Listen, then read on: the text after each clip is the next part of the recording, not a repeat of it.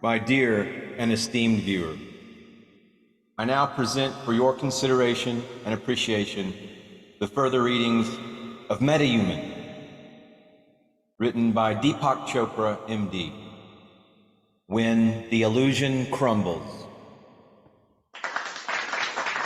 Thank you. Thank you. Hold your applause. Thank you. This episode of METAHUMAN, When the Illusion Crumbles by Deepak Chopra, MD, is brought to you by Folgers Instant Coffee. Oh, so good when adequately heated. What VR, virtual reality, VR is what we call it inside the industry, what virtual reality technology reveals is that the self model isn't limited to one dimension, the visual. We also believe in what we hear, touch, taste, and smell. In effect, you and I were born to mesh perfectly with a wraparound simulation of reality.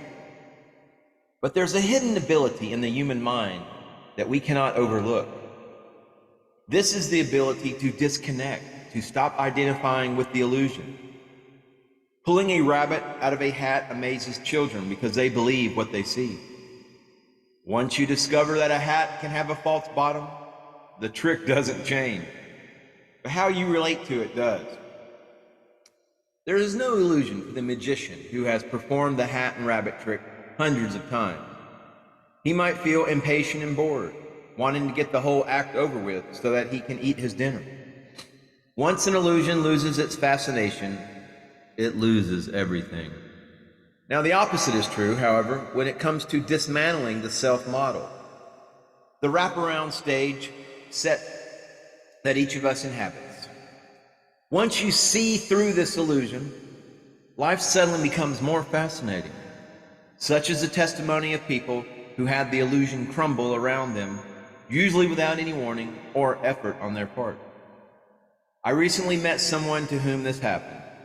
Now 68, Lauren Roach was a broke 18-year-old college student at the end of the 60s who agreed to participate in a research project on the physiological effects of meditation. But, as recounted on Roach's website, when he arrived at the lab, he was told that he was a control subject and received no instructions whatsoever. They paid him just to sit in a totally dark, soundproof room in the lab for 2 hours a day for several weeks and measure his brainwaves. With no instructions and never having heard of meditation, Lauren just attended to the total silence and darkness and spontaneously entered a state of intense alertness.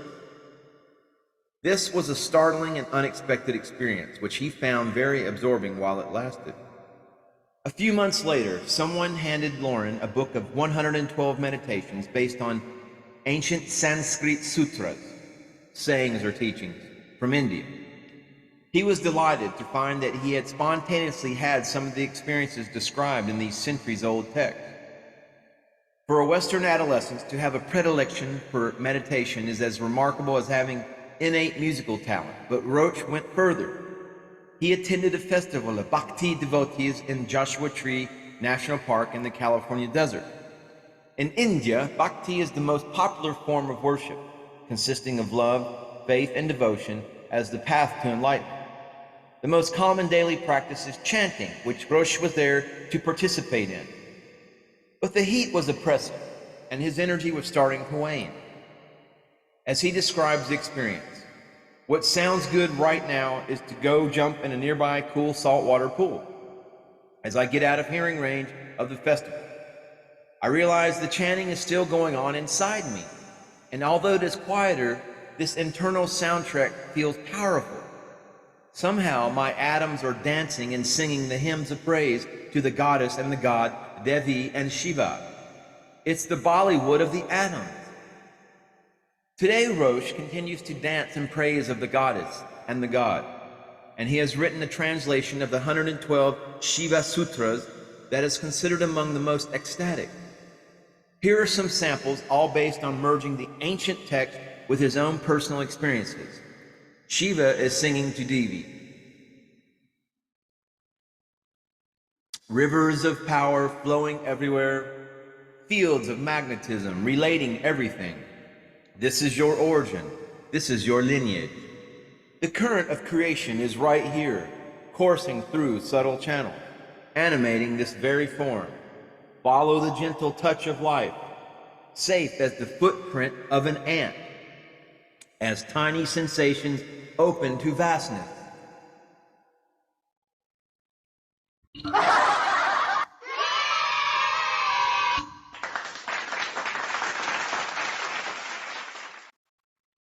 I had an encounter with Lauren Roach while writing this book, and he radiated the blissful state that is the goal of bhakti. His translation of the sutras is titled The Radiance Sutras.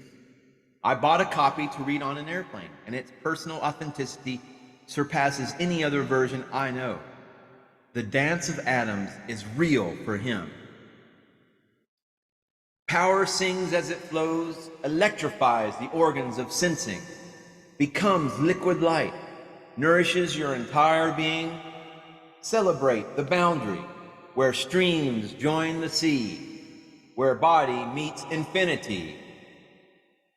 A skeptic would argue that this was such a subjective experience that it has no bearing on reality.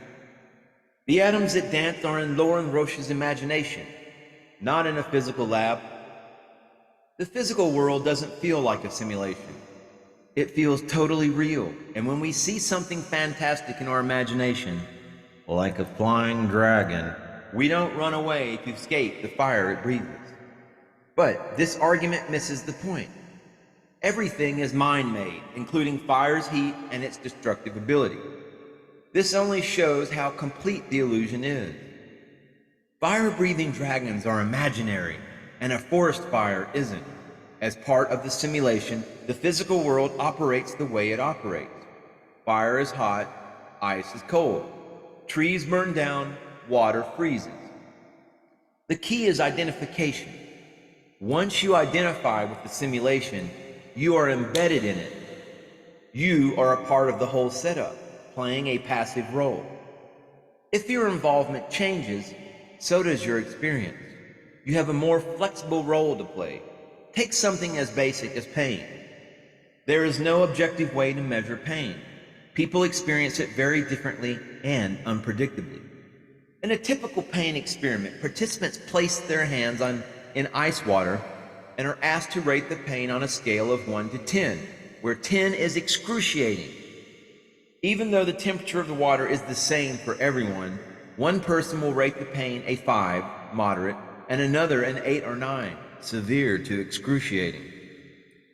On the flip side, if you visit a restaurant kitchen where the pastry chefs boil sugar syrup for candy or frosting, you will observe that many of them can dip their fingers to test whether the syrup has started to thicken, which occurs at well over 212 degrees Fahrenheit. Women, by the way, seem to have a higher pain threshold than men. This result isn't very surprising, but few of us realize that we are actually creating the pain we feel as physically created. As part of the stress response, a rush of adrenaline can block pain, which is why soldiers report that being shot wasn't painful under battlefield conditions, and the same occurs if a person goes into shock. But the total cessation of pain can also occur out of the blue, and with it arrives a dramatic shift in consciousness. People who have had this experience typically report a snap when the mind creates its own altered state spontaneously.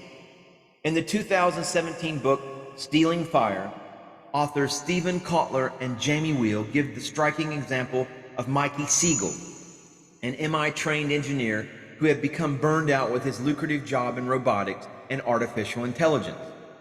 He wanted more fulfillment, and Siegel began his search by hiking in South American jungles and then visiting ashrams in India, eventually deciding to take up meditation. On a 10-day meditation retreat, Siegel found himself participating in a focus exercise where the object was to sit still and experience sensations in the body without judging them. But Siegel was overwhelmed by sensation. After a week of cross-legged meditation, his back ached, his neck throbbed, and his thighs were numb. It was an all-consuming pain, he explains, and all I was doing was judging. Moments of extreme experiences, whether pleasant or painful, somehow break the bonds of the conditioned mind, which is trapped in the habit of accepting physical limitations at face value. Suddenly, there is access to an ecstatic state, free of conditioning, as was the case for Siegel.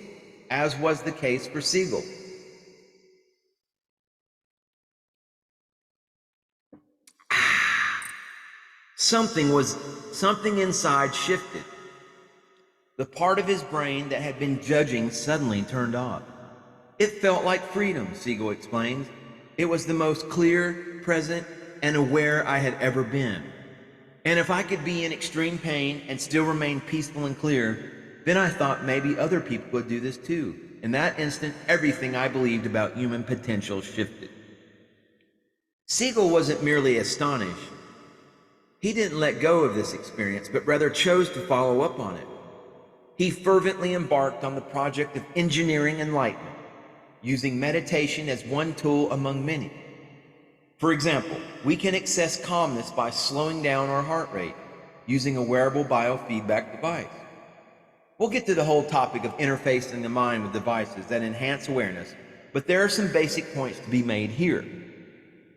Pain has been known to suddenly give way to a detached, non-judgmental state, known as witnessing. In India, for centuries, sadhus and yogis have undergone tapas, or physical austerity, as a path to awakening. The stereotype of the bearded yogi sitting in a remote Himalayan cave reflects one kind of tapas.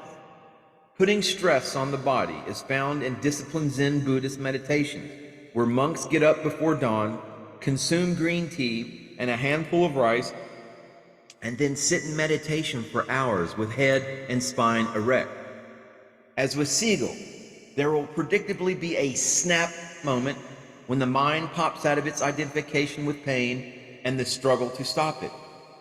But many people are stuck in various ways, and even years of enduring extreme discomfort may not lead to the desired result. Cessation of pain is powerful evidence that the mind can free itself from sensations that everyone considers a natural aspect of life. But we mustn't miss the wider implications, which carry us to the furthest reaches of reality. Trapped in the self-model, which clings to us more tightly than our skin, we can surrender to it or investigate it. The investigation may be intellectual, the way quantum physics operates. It may use the imagination to tease us out of our set ways. When Alice goes down the rabbit hole to Wonderland, the everyday world is reshaped by nonsense, which Alice, being a proper English myth, is impatient with.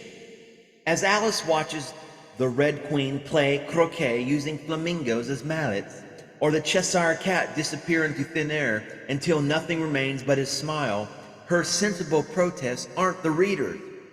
We are delighted that Wonderland isn't the everyday world. Why do we long for wonder? Because we've been there in real life. Wonder existed long before the self-model took over. As one researcher into the mind-altering effects of LSD has concluded, babies don't need psychedelics because they are tripping all the time. Babies take a while to get with the program, so to speak. They are wide-eyed and delighted with the world that doesn't have to make sense yet. To learn that fire is hot and winter is freezing, a young child must conform to everyday reality. Growing up means learning the rules of the road, but once you learn them, the road turns out to be narrow, and crossing the center line spells disaster. Deviate from the norm, and you might just go mad. MetaHuman holds out a third way that is neither as shapeless as the innocence of babies, nor as rigid as social conformity. We can live in both realities, in a state William Blake called organized innocence. Wonder can infuse the everyday world without dissolving it into a trippy puddle. The famous Indian spiritual teacher J. Krishnamurti, who had a sardonic sense of humor, liked to say that being timeless and eternal, which is part of waking up, doesn't mean that you miss the afternoon train. The world of the five senses is the organized part. We don't inhabit a chaotic hallucination. The all-enveloping setup that we are entangled in appears to be complete. It covers everything we can see, hear, touch, taste, and tell. Meta-reality is the innocent part, where awe and wonder infuse the mind. It's not a mindless state, but it does go beyond rational thought. No less than Albert Einstein confirmed this personally. I sometimes ask myself how it came about that I was the one to develop the theory of relativity. The reason I think is that a normal adult never stops to think about problems of space and time. These are things which he has thought about as a child, but my intellectual development was retarded, as a result of which I began to wonder about space and time only when I had already grown up. Einstein never lost his sense of wonder and imbued it with a deeply spiritual quality. My sense of God is my sense of wonder about the universe, he once said. But it isn't necessary, as I've underscored several times, to couch meta-reality in spiritual terms. Going beyond is an aspect of consciousness and is accessible to everyone. My dear and esteemed viewer, if you ask people how interested they are in investigating reality, not many will respond enthusiastically. But there's a gripping story behind how we got entangled in an illusion. Even more gripping is the possibility of writing a new ending to the story, which has us escaping into the domain of wonder, discovery, ecstasy, and freedom, which has us hitting that subscribe button and staying tuned for the next installment, the next offering here at the Ombanda New Earth Education Center for Consciousness and Going Beyond. Let's get metahuman, everybody. Namaste, namaskaram.